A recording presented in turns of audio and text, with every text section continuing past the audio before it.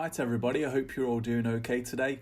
Welcome to our fourth video in the classic WoW gold farming outdoor series. If you've not seen the previous video in the series where we went to kill some grubs, then you can find a card to that video in the upper right hand portion of the screen right now. Alternatively, you'll be able to find a link to that along with a link to the Project Paladin Discord server, as well as a link to the previous gold farming playlists in the description below to this video. So feel free to check those out whilst you're there. But anyway, today's gold farm is a funny one. The reason I say funny is because it is another one of those that is seriously dependent upon your luck on the RNG wheel. The inspiration from this video actually came from Frost Adams, and by the way, I'm sorry if I have pronounced your name wrong there.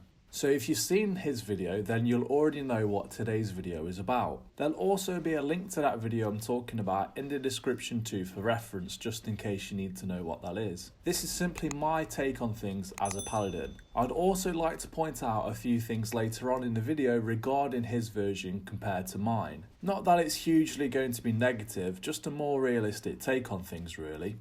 The best classes for this, as always, is going to be a mage. I don't need to explain why by now, as you'll all know exactly how and why they will be the best at this. As always, us paladins will be a close second to them with all of our amazing abilities. And then below us, it's going to be a fight to see how fast you can single target kill these mobs as any other class. Probably warlocks, hunters, warriors and rogues would all be fighting for third place here. To be specific about the item that is going to make this gold farm viable is actually the recipe for the greater nature resistance potion. You see, these mobs we're hunting are the rotting behemoths and the decaying horrors. Both of them have a 3 or 4% chance to drop this recipe, which is fairly low in my opinion, which means that this gold farm is purely dependent upon your luck, but also your kill rate. The more you kill and the faster you kill them, then obviously the better chances you'll have at coming across this item, which is exactly why I'm not personally a fan of this farm at all really.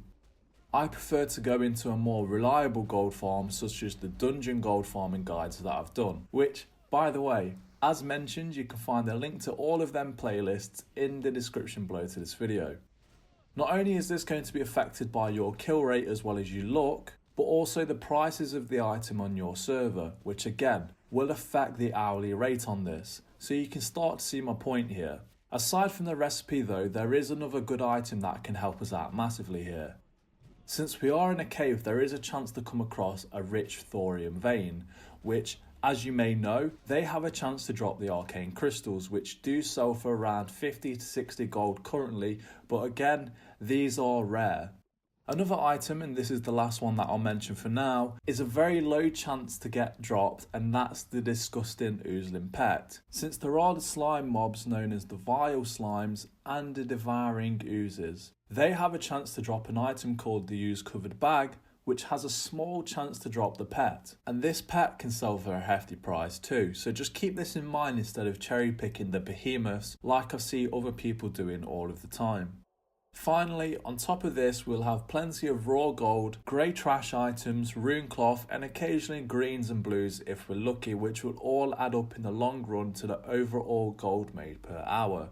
In my opinion, the best times to do this gold farm are either very early in the morning, somewhere around 2 AM to 6 AM time, or on a Wednesday at around 5 to 9 PM, as this is a time that raids typically reset during the day, but also about 90% of the guilds all raid in Blackwing Lair and Molten Core at this time. So essentially most of the people who would likely farm this would also be raiding at this time anyway, so if you either raid on another day or don't raid at all, then you'll likely have this spot to yourself on those days and times. Although any date and time would be fine to do this, it's just obviously that the peak hours would be the best times to avoid doing this. So typically weekdays from 6 PM to 10 PM and weekends are the worst times as you'd expect. But again, each server will vary, so you'll have to experiment a little and see what it's like on your server. The exact location of this gold farm is in the western plaguelands. Specifically, it's this cave right here, known as the Weeping Cave. In terms of access, both Horde and Alliance would have about the same distance from this cave as you can see from the map, with the Alliance being at Chillwind Point and the Horde being at the Bulwark. So it's fairly central to both factions, which is a nice change for once. Moving on to the wire now, and another great item will drop here that, at the moment, in my opinion, is underpriced, and they're the living essences. They can drop here from the mobs that we're after as well. These essences are used in other nature resistance items that will be needed for AQ. Right now they're undervalued because at the minute nobody really needs them. But as mentioned in my last video about the lava acids, these will also see a nice spike in prices as the demand for them rises, which is why from my past Iron Mortal runs I've been gradually keeping a hold of these for when the prices do spike, which in my opinion is a good move to make. As right now they're only about a gold or so each, I can easily see them reaching between 5 and possibly going all the way up to 20 gold each, just like the Essences of Water was during phase 1 and 2. A side note to mention is also that people who try this, with just like anything in life really, they tend to give up and not stick with it, which with items like this, it's important that you do stick with it for the long run. There's no point in occasionally doing this every few days for like 10 minutes here or half an hour there. To be successful at this gold farm, you need to be here for a solid hour at minimum and be doing it over the span of a few days or weeks to see the best results and to be closer to that gold per hour mentioned in the title of the video. Which is also bringing me to the point mentioned earlier about our friend Frosty. Now either that dude has the most insane luck ever, and if he did, then I don't know why he doesn't do the lottery or something, because I'm sure he would have won the jackpot several times over by now. But he did seem to be a bit overly sure about himself, if that's the right word to use here. Now, of course I don't mean that to be negative in any kind of way. It just feels or looks a little bit staged, if you know what I mean, if you do go back and watch that video. In the sense that how he just went there and within 5 or 10 minutes he was able to get a pattern as well as an arcane crystal. You know, you can see where I'm coming from at this point. But the truth is, I've now spent a total of 10 hours here, and in those 10 hours they were split between 1 hour sessions and 2 hour sessions at a time. The amount of arcane crystals that I've found is 0. Although take note, for about the last 3 hours I've only managed to be able to farm the rich thorium veins, because as you guys know, I've only recently got my mining up to be able to farm them, so there is that to keep in mind. And the amount of recipes that I've found is a total of 6. Which is why I'm saying that you do need to stick with this, as it's purely a numbers game. If you are the type who can grind this out for extended periods of time, no problem, then good for you. This is well suited for you. But if you are the average person with a low attention span, like myself included, then this isn't for you, I'm afraid. So yes, this can be a fantastic gold farm, providing all of the stars align for you, bringing us on to our next point. How do we get the most gold out of this? How we do this to get the most gold is again purely based on your kill rate. You will need to kill a lot of the mobs per hour to get this item to drop at least once hourly, which is why I say mages are the best and paladins are a close second. As long as you have that down, then you're on to a winner.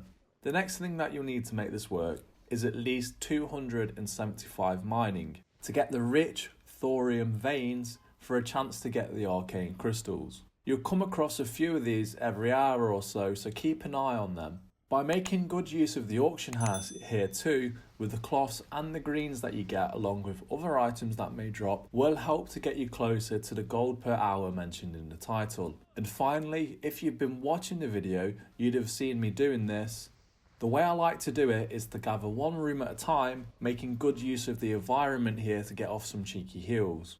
If it's the big room, I'll position myself halfway on the ledge, and when I'm close to death, I'll jump down quickly and heal myself with a holy light before running back into the same position and do this over and over again until they're all dead. Depending on your gear will depend on which seal that you use as well. With me, I use Seal of Wisdom whilst running rounding them up, and I'll gradually drop down rank 1 Consecration to kite them along. After that, when I'm ready to reseal once I'm in position, I'll switch over to Seal of Light to help keep me alive for a little bit longer, and then go on to use max rank Consecration until I'm about half mana or so, then switching back down to rank 1 Consecration to preserve mana, just to finish off the last few. Even with my gear, this does get a little bit intense towards the end, but as you've been watching, I do manage to do this just fine. And it's the same in the other big room as well. I'll round them up using the same tactics and then make use of the smaller ledge as seen in the video. And that's basically it, everyone. So if you do need to reaffirm with yourself how to do it specifically, or at least how I do it, then just rewind the video and watch it over again a few times and you'll see how I manage to do it each time. So as you can see, I finally got one to drop just as I reached the hourly mark, which from my server's prices at the time of recording this video, that's a nice 67 gold per drop. Keep in mind though that the prices will vary often, and at this point ZG isn't even here yet. Before we jump into the breakdown though, let's take a look at our final gold value. If you remember at the start of the video, we had a total of 127 gold and 51 silver. And now we're finished with 134 gold and 72 silver, giving us an increase of around 7 gold just from the money that we picked up, which isn't half bad to be honest. Looking at our repair bill, as you can see, it's a total of 5 gold and 52 silver. Taking this away leaves us with 129 gold and 20 silver, which is good because we're still in the green here. Selling all of the trash items now, and you can see that that's another 6 gold and 27 silver. Combining this with the mats that I got from disenchanting, that's an extra 15 gold or so if we round it up. So adding it all up but not including the mining or herbs that I gathered, although they would add into the total gold made, that's a nice 90 gold that I made from an hour's worth of farming at the time of recording based on the server's market price, which unfortunately didn't reach the boasted hourly rate in the title, but it would have if I had gotten lucky with an arcane crystal, although it was close to the boasted amount since, as you can see here, 20 minutes later, as I decided to continue until all of the mage water had run out, and to my surprise, just as I was trying to take a screenshot for the video's thumbnail, another one dropped, which is pretty funny really, since this has been the luckiest that I've been with this gold farm out of the entire 10 hours that I spent here, which again shows how much of a factor luck is in this one. So theoretically, if an arcane crystal priced at 50 gold did drop, then during those 80 minutes of farming that I spent here, then theoretically I'd have made 207 gold, going up a little more closer to 210 or 215 if you wanted to count the stones, the thorium, as well as the herbs that I was able to gather as well. Not half bad for under an hour and a half, is it? So, is it viable?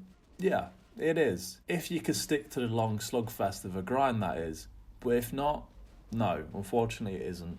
So keep in mind too that this won't be around forever like my dungeon gold farming guides will be. The prices of these items will gradually fall as we gradually reach closer and closer to the end of the game. The end of the game being phase 6 with Naxxramas. So I do advise that you do go and do this now and take advantage of it as soon as possible if this does sound appealing to you. Anyway, this is the end of the video today everyone. Thank you for sticking to the end. I appreciate that you have, as it helps my hard work pay off when making these videos by showing the algorithm that the video is good. As mentioned earlier, if you're looking for other gold farms, then be sure to check out the playlists below in the description to this video. You will have access to all of my gold farms that I've made here on YouTube. So until the next one everyone, see ya.